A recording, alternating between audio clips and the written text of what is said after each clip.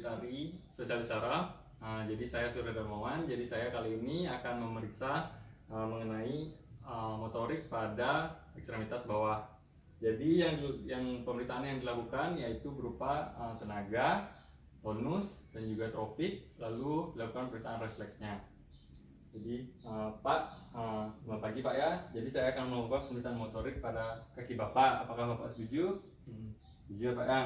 Pertama saya akan lakukan pemeriksaan tenaga, di mana di sini interpretasinya adalah dari 0 itu tidak ada kontraksi dan juga tidak ada gerakan sendi. Kemudian 1 yaitu ada kontraksi namun tidak ada gerakan. Kemudian 2 yaitu ada gerakan tapi tidak bisa melawan gravitasi.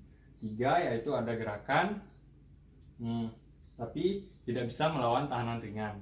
4 yaitu ada gerakan dengan tidak bisa melawan tahanan submaksimal. Kemudian yang kelima yaitu tenaga normal. Baik ya Pak ya. Jadi saya akan lakukan pemeriksaan di kakinya ya Pak ya. Pertama di mana lakukan kaki kanan dulu. Pak tolong naikkan kakinya ya Pak ya. Nggak bisa ya Pak ya? Nggak bisa dong. Kakinya nggak bisa naikkan. Kemudian yang kiri coba Pak. Bisa ya Pak ya.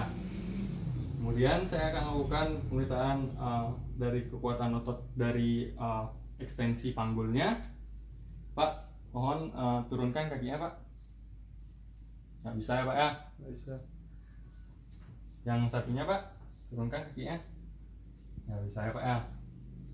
Kemudian saya akan lakukan dari fleksi lutut. Pak, coba fleksikan lututnya Pak. Nggak bisa ya Pak ya? Bisa. Dan yang satunya bisa fleksikan lututnya. Bisa. Kemudian kakinya ekstensi dari lutut. Pak, ekstensikan, luruskan lututnya Pak ya. Luruskan. Nggak Bisa ya Pak ya. Yang satunya Pak, luruskan kakinya. Bisa ya Pak ya. Kemudian saya akan lakukan pemeriksaan dari kekuatan otot gastrocnemius berupa plantar fleksi dari kaki.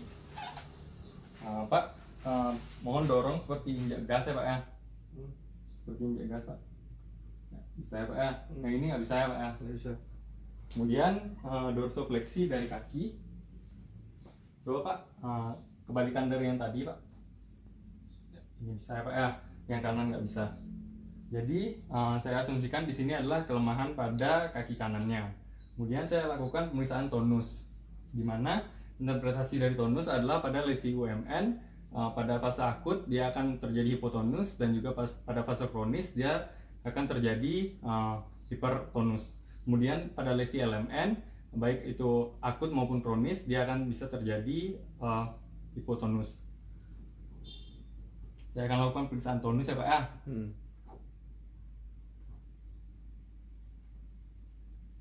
Baik, di sini hipotonus ya Pak ya. Di sini normal Pak ya.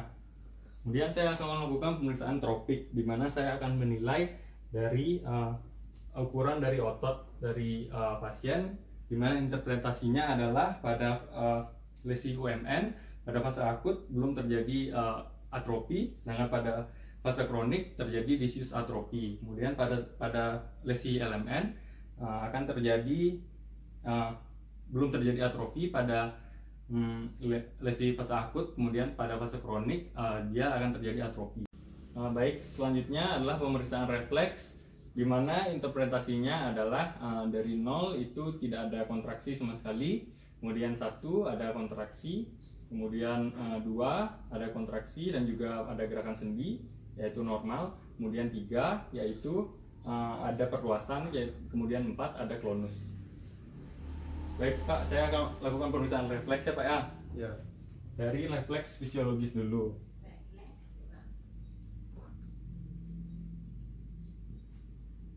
Saya lakukan pemeriksaan refleks patella. Baik, selanjutnya yang ini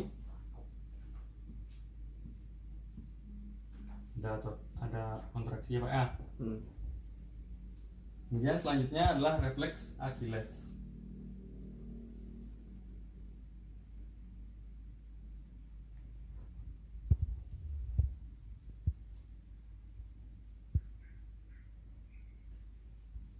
Selanjutnya adalah refleks patologis, yaitu refleks Babinski dan kawan-kawannya.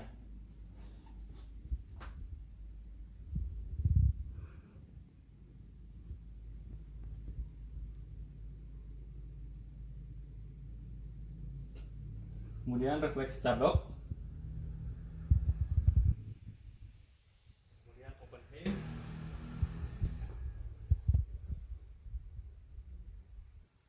kemudian Gordon, kemudian Schaffer, kemudian Bing,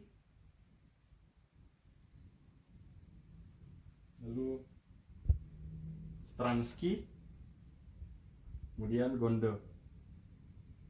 Hal yang sama dilakukan pada kaki kiri dari Babinski, kemudian Cadok, kemudian Oppenheim,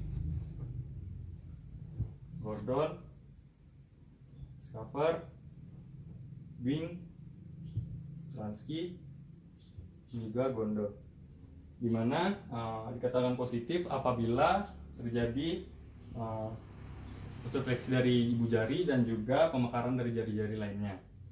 Kemudian dilanjutkan dengan refleks patologis yang lainnya, yaitu refleks Rossolimo dan juga Mendel-Bectroux.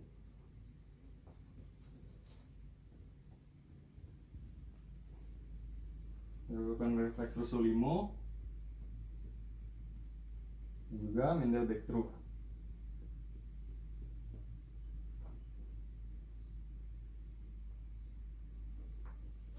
Sekian pemeriksaan motorik dari saya. Apabila ada kesalahan mohon dikoreksi dokter. Terima kasih.